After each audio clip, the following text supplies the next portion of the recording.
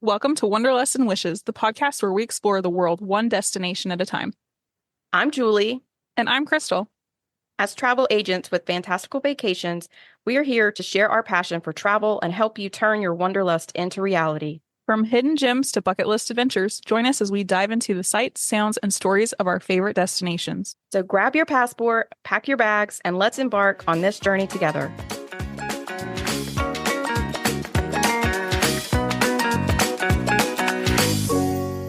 Hi, everybody. Welcome to episode 105 of Wanderlust and Wishes. Today, we're going to do our annual anniversary episode. This is our second annual anniversary episode. Yay!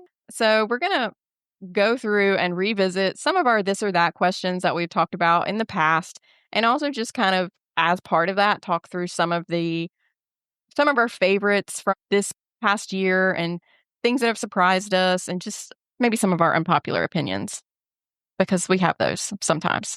It's crazy to think about where we are now compared to where we were when we started. Obviously, those first episodes are kind of rough, and our flow is so much better now. I'm afraid to listen to them. We can read each other's cues better. But also, I feel like the things we talk about have evolved and changed so much, and our opinions have changed because we just decide to do things different, or maybe we had bad experience or a better experience. So things are always ever changing around here. But if you've been here since the beginning, thank you. If you're a brand new listener, welcome. Maybe take a minute and go give us a rating and a review as a little birthday gift, please. We would love it.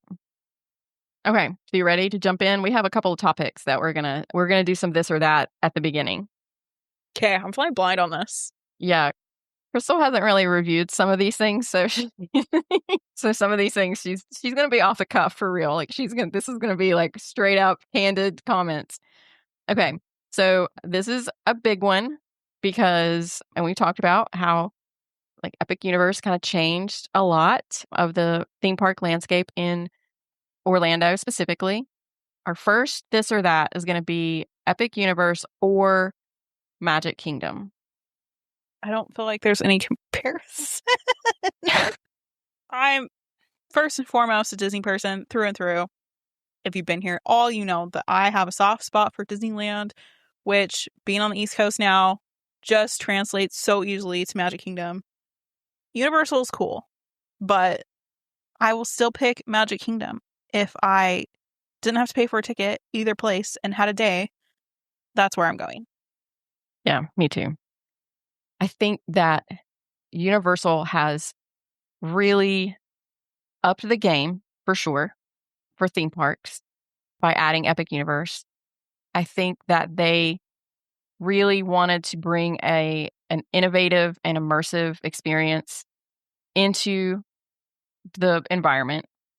But I think what they still lack is that emotional connection. And that is going to get you every time. At least it's going to get me. And I think with Crystal as well. The emotional connection that we have with Disney IP, the way that it makes us feel when we're there, and that it's not just like another cool ride, that emotional connection to it, that's always going to draw me to Disney World, even though Universal has immensely grown on me. And and those of you that have been listening from the beginning know that I'm a huge Harry Potter fan. So I love the OG specifically. I really love the OG Universal parks and their Harry Potter spaces, but it's still just not at the level, that emotional connection is just not at the level that it is with Disney World for me and Magic Kingdom. Oh, this one's going to be hard. The next question is Disney Cruise Line or a theme park vacation. And especially since the two of us have been on a Disney cruise within the last 6 to 9 months, I'm interested to hear what you're going to say. It's so hard because it's been a minute since we've taken all of my kids to the theme parks. I love a theme park, but it's exhausting. We're just barely starting to get to a stage where we can ride more rides together and we're not split up the entire time. And it's, you're doing 35 miles in the week you're there. I also hate looking at the credit card bill when we get back because I feel like I'm swiping at every turn, whether it's a snack or a food or a souvenir. And with the cruise, you can do as much as you want, but you can also just sit by the pool all day if you wanted. I love that it's more all inclusive. Like, obviously, there are things that you can pay extra for, like your souvenirs and your drinks and coffee and stuff, but I guess it depends on which one is coming next, like which one I haven't done it. So, right now, we're probably going to do theme park because it's been a minute since we've all been in the theme parks. But as soon as I get home from the theme parks, I'm going to say I need a Disney cruise to relax. Yeah. I don't have a straight answer for you. I know. It's tough. It's a very tough question. And I do think I think it depends on where you are in your life or what's going on as to which one would probably be preferable. So, like, I don't think that it would be an all or nothing response. Like like forever and ever, like, okay, well, today this is my preference, but tomorrow it's going to be this. I I do think that I loved the all inclusive feel where, for the most part, once you've paid for the cruise, like you don't have a bunch of additional charges coming at you unless you have, booked excursions or something and you kind of know that you have to plan for that. I don't feel guilty about wanting another snack or like food because I just had some. Uh-huh. To be honest, I was a little surprised that I thought the food was fine, but I didn't think the food was like outstanding and on the cruise. Like I think I enjoy the food at Disney World, at least at my like favorite spots, more than I enjoyed the food on the cruise. Even though I did find my pizza place and I pretty much ate there every day and I loved it. There were certain things that I liked about the food on the Disney cruise, but I think if I'm looking at it overall, I think I prefer the food at Disney World. I may change my mind. Like we said, this is probably a very fluid conversation, but I think for right now, with where my family is, I probably would choose the theme parks as what I would choose. Okay. So this is another one that is like almost impossible to answer. Said it depends on which park I'm at. That's not a fair answer. Guardians or Hagrid's? Honestly, probably Guardians because you have the aspect of the different songs make it a different experience. And I feel like it's a longer ride. It may not be, but just like being in the dark, and even though I've been on it a bunch of times, it's less easy to anticipate what is coming next. So I just get that like thrill more often. Hagrid's is great, but you can also see what's coming. So, and I have the whole thing where I can only fit on the motorbike and not in the sidecar. So it's the same experience for me over and over again. I would also go with Guardians. I love that ride. I remember, so I have two people in my family that love roller coasters and the more thrill rides, and then two people that not so much. So, but they were champs and they tried the ride. And the first time they got on it, one of them cried the entire time. And the other one was basically like had their eyes closed. And it was so hysterical when we got off the ride that, Rob was like, basically, he was just talking about the differences in the reactions that I was screaming and laughing like a hyena the entire time, the first time we were on it. And he's like, I was just trying to survive until it was over. Oh man. So I love that ride. And every single time I laugh like that. It's almost like I've never ridden it before, even though I have. But I think too, we kind of mentioned it in one of our previous episodes that like the ride queue for Hagrid's is kind of lame. I don't think the ride queue is like super spectacular for Guardians, but they do have like the whole part where like the Epcotians speech, and they give you something, to do. They entertain you for part of it. Those shows are like, it doesn't make it seem like it's such a long wait. Right. And I think that helps a lot for sure. And it's really funny because you can tell the people that have been on the ride before and they're starting to like back towards the door. they know the spot where it's going to open and you're going to go down the hallway. And so people are like edging over that way. It's funny. Okay. This or that, number 4, and the final question for this. Deluxe stay for fewer days or a longer stay at a moderate or value? This is easy for me because I will be there as long as humanly possible. So if that means staying at the All Stars for 10 days versus 4 days at a deluxe, I will suck it up and stay at the All Stars. Nothing against the All Stars. But because you can go visit the deluxe, and I love staying at deluxe, but I just want to spend as much time in the bubble and not feel rushed. So if that's like a park day, rest day, and I can do that for like 10 days, I will do that. Yeah, I think it's going to depend on how long, what the difference is in the stay length. And it's going to depend on which moderate and value. I think it would be really hard for me.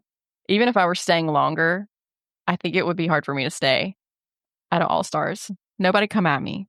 I'm being honest. I will be very interested to see when you guys stay at a different resort, how it compares. I mean, obviously I could do it, but it would not be my preference. But I would be okay with like staying at probably like the Coronado Tower or Caribbean Beach. It still wouldn't be my preference, but I would be able to do that one for if I got a couple of extra days. I think that I would choose that over the shorter visit. It's always interesting when a new promo pops because usually the promos are better off of the deluxe and your percentage off is more. So I always like to get my little calculator out and see, like, oh, it's really not that much difference between deluxe. Sometimes it's only a couple $100, like over the whole trip. Yeah. So we're always scheming. Okay. These questions, Crystal has also not looked at these. So she's going to be, I at least had a little bit more time to prepare for what my answers are. So I'll go first so that you have a second, and then we'll see. We'll see how hers is different. So true to form, this is what has been your favorite episode that we recorded this year, but of course I have multiple. So that's just the way that's the way I am. I'm not gonna have like one answer probably. I really love the episodes when we've had guests. The trivia episode was so freaking funny. Like even the stuff that I included was funny, but the outtakes were even funnier. Thinking of some of the stuff just makes me giggle. It was so funny. I love the Peru episode that we did, the ABD episode, the different cruise episodes that we've done for like Princess and Virgin Voyages. I love those because it gives us the opportunity to bring our other agent friends on that have traveled places that we haven't experienced, and gives us the opportunity to share that with all of you. So I really love that. And then the On the Go episode with Calder, that was one of probably my favorite episodes ever to edit, because I did have to edit some things out because Mom was like, cut that, please.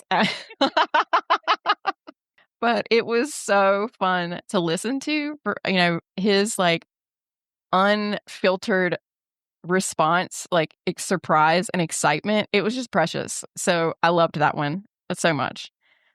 The ones that are like just the two of us, I think we both like to talk about park strategy so much that I love those because we can put together the topic and just talk. And we don't necessarily have to do usually a ton of research on the side because it's just something that we have experience with and that we like. And so I love to be able to do those.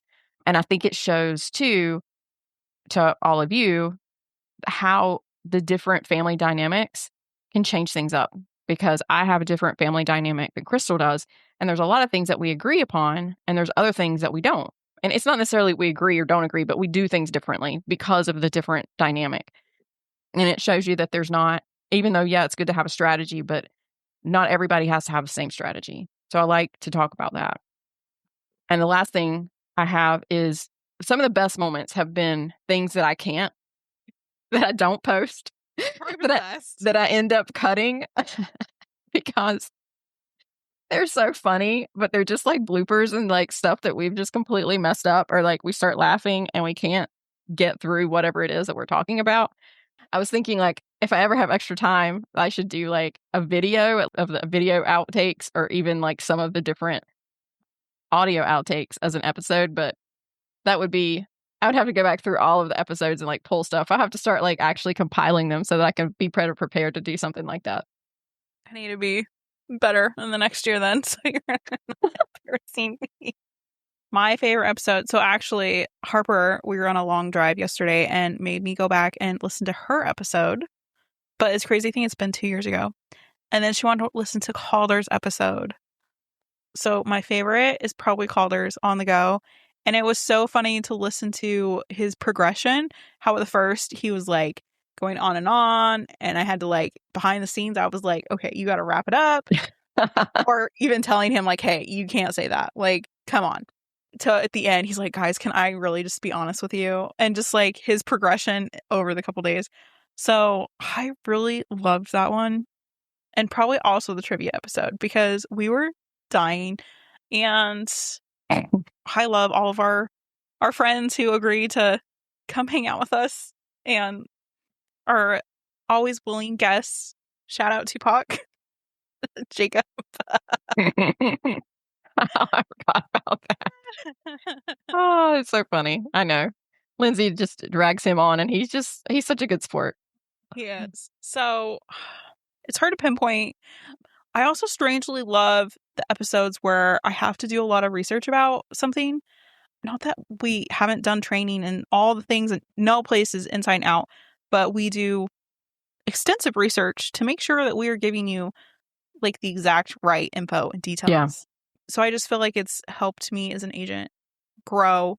And there are things that people ask questions about. I'm like, oh, I've never been there and I've never sold that, but I can tell you this X, Y, and Z because I have done research for the podcast. Strangely, I always love those. Okay. Our next thing is there something that you've completely changed your opinion on this year? Surprise, surprise, Halloween Horror Nights. Oh yeah, that's a good one. It's not still something that I would just be like, oh, I gotta go as soon as tickets release. But it was such a fun experience, and I get the hype now. I'm just still not a scary movie person. So a lot of it's just like, yeah, okay. But I had so much fun going and trying. It was my goal of the night not to scream. So that was like an added layer of that. Something else, probably my absolute disdain when they changed the lightning lane system. It's grown on me. I still love the old Genie Plus system, but I think I get it. It's better. I like having the pre-selects. So that has also grown on me this year. Those are two good ones. I'm obviously such a planner and I like to have things locked down and I like to have everything buttoned up. But I feel like for me, one of the biggest changes has been your trip's not going to be ruined if you don't have every single minute of every single day planned. Yes, you need to have a plan. And I think it's very important to be there early to get as much out of the parks as you can. But I also think on the flip side, it's important to listen to your family, or the group that you're with, listen to the people that you're with, and not do too much and take a minute to just do nothing and not just be running the whole time. I also think, and Crystal's probably going to fall out of her chair, as much as I love table service dining, I don't think that you have to do it every day. And I think that's something that has changed. My perspective has changed on that. And that you don't have to do like a character dining like every single day. Like that's not a must do. That your trip's not going to be ruined if you don't have that as part of your trip. I'm converting her, guys. Not fully, because I still love my table service. I know, and they're good, but slowly but surely bringing the dark side. Okay. What surprised you the most this year? And it could be like in your own travel or just in travel and theme parks in general. Halloween Horror Nights, obviously, because that's a big one. I was surprised how much cheaper a cruise was and how expensive Universal has gotten. That is a big one. Universal right now is more expensive than Disney. Yeah. That is something I would never think would happen, but I'm absolutely agree with you on that one. I've quoted someone that wants to do part of their trip at Disney and part of their trip at Universal in the fall, and it's more expensive. I think it's about the same, but they're spending more days at Disney than they are at Universal. Yeah. I think a lot of it has more to do with the hotels. The dynamic pricing of the hotels is what's driving that because Universal doesn't own the hotels, Lowe's does, and Disney owns the resorts and the ticketing and all of that. Like everything's all together.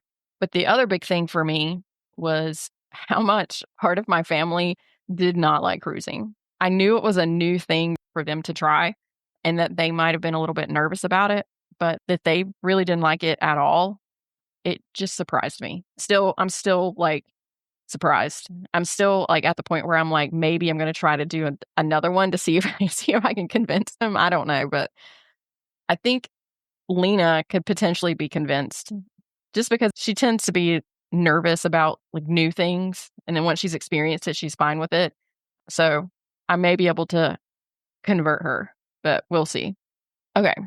So moving on to what is your most controversial theme park opinion at the moment? I don't know. I can go first if you What think would you think mine would be? maybe that just based on some of the conversations we've had, maybe that Epic's not the end all be all. Epic Universe is not the end all be all. That the OG parks are more enjoyable. 100%. One of mine is, and I think you probably think the same thing. You're probably in this like similar, you have a similar opinion on like park hopping is not a must at Walt Disney World. I think that if you're there for maybe just like a day or two and you're trying to get to multiple parks, then obviously you need to have it. But if you're there for the week and you want to save that extra like $300 or $400, it's not, I don't think it's the end of the world to not have it. I think you can do one park per day and it's fine, especially if it's your first time there. It's just not necessary. Although I think if you're talking about the OG parks at Universal Orlando, I think the park hopper or the park to park ticket is definitely worth it because you want to be able to do Hogwarts Express. But I was specifically talking about Walt Disney World. I don't know if this is controversial or not, and I've been pretty open about it, that I think Tron is a waste of time. Tron is a waste of time. We could do just a whole episode on hot takes. Tron is a waste of time. There's so many other things to do and like with your time and not have to wait on that ride for this like 30 seconds long. Just don't think it's that great. Okay, I do have another one besides Epic being overrated. Take your child to Disney, even if they don't remember it. And there's no perfect age. And don't wait until 6 or 7 or 8 when they can remember it because they remember a lot more than you think they do.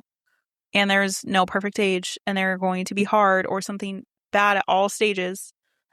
And you're only going to get busier in life and your kids are going to be involved and it's going to be harder to get out of school. And that's going to be another hot take is take your kids out of school and go during off-peak time. As they get older, like once they get into high school, it's a lot harder to just take them out of school. So when they're younger, especially in elementary school, just go. It's not going to impact their admission to Harvard or Yale if you take them out of school when they're in second grade to go to Disney World. I promise it will be fine. I think if you talk to any teacher, especially elementary school teachers, they're going to say, take their kid out of school. Yeah. Just go. The next one is going to kind of be a quick best of the year round where there's going to be like a best of this particular thing for each of us. So I'm going to go through mine. Best snack, churro toffee. Even though I cheated, I didn't actually go to Disneyland. My mom brought it back. And Crystal actually also brought me some. So I've had it twice. And I've not been to Disneyland this year, but it's so good. And then I think too, I don't know if I consider it a snack because it was technically not a snack, but I was talking about the pizza at the Pinocchio's pizza place on the Magic. Oh, it was so good. I had it every day. It was so yummy. Oh, and then I forgot another one. The churro waffles on the cruise. Chef's kiss. Perfect. They were so good. The gluten-free ones were so good. Best ride. So this one is going to be me seeing into the future in the next couple of weeks. And I'm going to say the wildest ride in the wilderness. I cannot wait to ride Big Thunder Mountain again in June. So exciting. I love that ride so much. And I have been able to ride it because it's being refurbished. So yay. Another one, I don't think it's going to be the best ride, but I'm kind of excited to see what it's like, is the new Rock and Roller Coaster because it's going to be open when we're there. So I'm excited to see like what that's going to be, like what that vibe is. Ella is hardcore mad that they changed the theming. Oh yeah, she's hardcore mad. So we're going to see what she thinks about it. She is she is so mad that they changed it. So she's like, she misses the Muppets ride or the Muppets show. She is sad that that went away, but that doesn't mean that they had to change Rock and Roller Coaster. I was like, okay, we're going to see how she feels about that once we actually ride it. Best resort stay, I'm probably always going to say Riviera because I love it. I can't help it. Everybody can come at me, but I just love it. It's like my happy place and my comfort stay.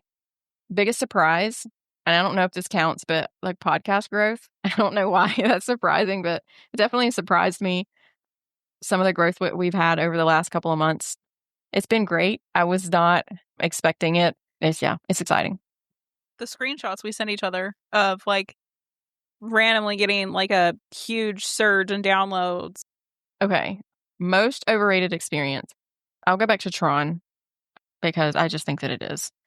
And then my other thing, and maybe this could just like go across the board, but I put pricing for Helios because I just think it's ridiculous. I I will not argue that that theme park view is amazing. Being able to open your window and see the entire Epic Universe park, I think that's fantastic. But I don't know if it's worth the cost that Helios is right now. And just really the pricing of all the different Universal hotels is it's just crazy that how they've jumped so much. Best queue, although I hate to ride it, I hate the ride itself. I love the queue for Forbidden Journey because it goes through the Hogwarts castle. And I love all of the different, just the immersion of it and bringing the Harry Potter world and Hogwarts to life in that queue I love it. Lance down there, and I thought you put Figment, and I was so No. Figment doesn't even have a queue, does it? I know, that's what I was like. I don't think it has one because there's literally never a line for it. So you just walk right on. That's so funny. The best cruise moment, honestly, the best time that I had is so simple. Watching Disney movies on the pool deck with my girls, just sitting in the pool loungers and watching it up on the big screen. I love that. That was my favorite thing to do. And eat pizza, which I've already mentioned a couple of times. It was very good.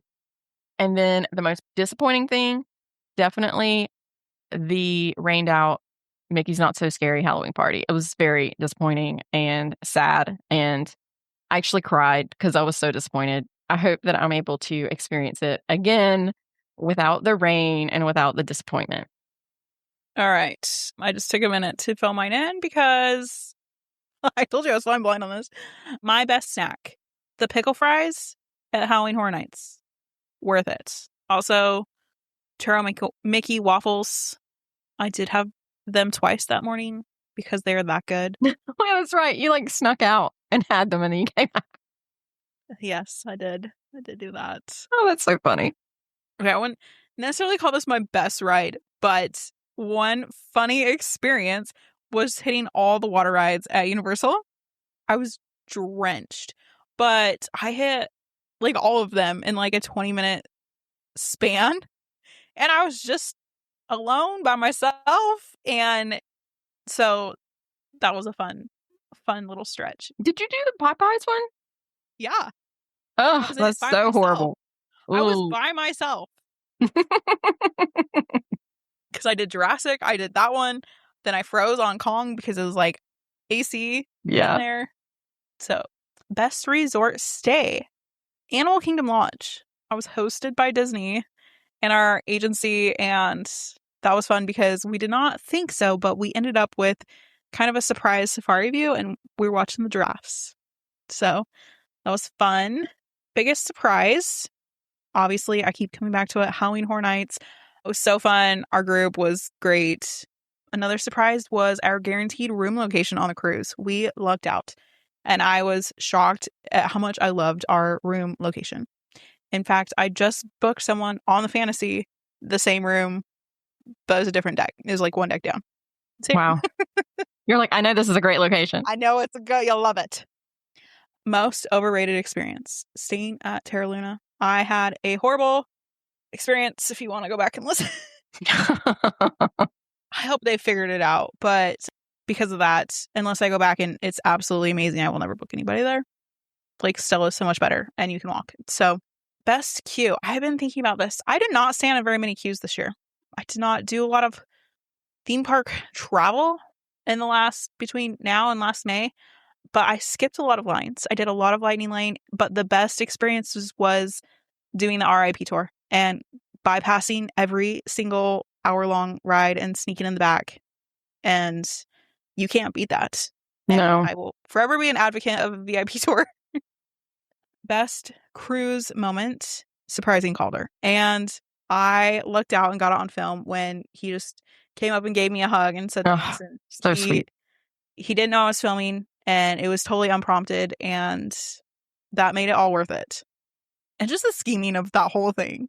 And then it all paid off. So that was definitely a highlight. Most disappointing thing, just how long it took to get on our cruise. They were having some major tech battles that day. We didn't even get on the ship until like 2 hours after our port arrival time, which is very unlike Disney. Like, they pushed the muster drill because not everybody was on yet. And they don't like you standing around and you have to go. They kept pushing you out and say, you're not up yet. And it just took forever. And so that was rough because I feel like we wasted most of our day standing around waiting to get on. Well, and it's got to be so frustrating because you were there when you should have been there. And because they were behind, they were trying to like tell you to go somewhere else. And it's like, where am I supposed to go? What do you like? Yeah, what do you want me to do? It wasn't just like 20, 30 minutes. It was like hours. Yeah. That's so frustrating. Which Disney tech.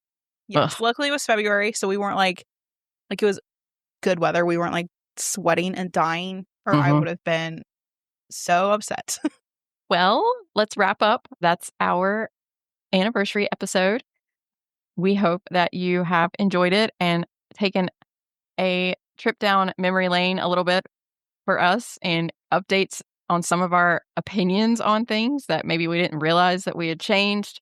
Thank you. We touched on the growth that we've had last year, but it's been surprising to both of us, and in some areas we've kind of just exploded. And when I have people who are like, oh yeah, I listened to that on the podcast, I'm like, what? So just thank you for being here, sticking with us and sharing it with your friends and leaving us reviews and all those things. Thank you. Yes, agree. Thank you. Thank you so much. And if you have any opinions on some of the this or that questions that we talked to, we'd love to hear from you on that. We love hearing controversial topics. They're always fun to talk about and to debate for sure. And if there's anything that specifically that you really want us to cover over the next several months to the next year, or anything that you really enjoy that you want us to keep covering or cover more, we also love hearing those ideas. We always want to cover things that are most important to all of you. Thank you so much for listening. We hope you have a fantastic week, and we will chat with you all next week. Bye.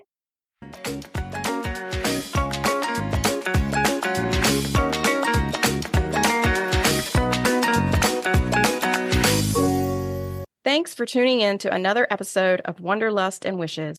If you enjoyed today's episode, don't forget to subscribe and leave us a review on your favorite podcast platform. And remember, the world is full of wonders waiting to be explored. Until next time, happy travels. Bye for now.